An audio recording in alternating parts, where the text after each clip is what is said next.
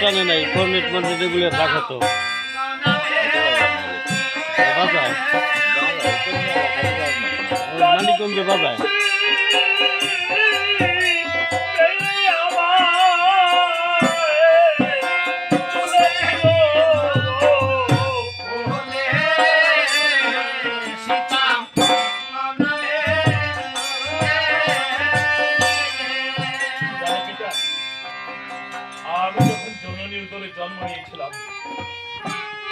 আমার মা আমাকে দারুণ ভেবে সাগরে নিক্ষেপ করে দিয়েছিল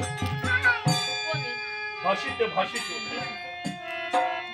ওই মিথিলা নগরে বালুর স্তরে গিয়ে বেঁধেছিলাম। নগরের দৈববাণী হলো, হে রাজা জনক, তুমি যদি নিজ হস্তে হাল চাষ করতে পারো তবে তোমার এই নগরে কোনো ফুল ফলে পরিপূর্ণ হয়ে যাবে।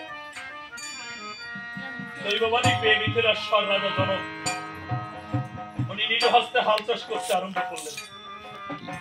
আর উনি হাল চাষ করতে করতে লাঙ্গলের ফালে বেঁধে আমাকে পেয়ে বড় যত্ন করে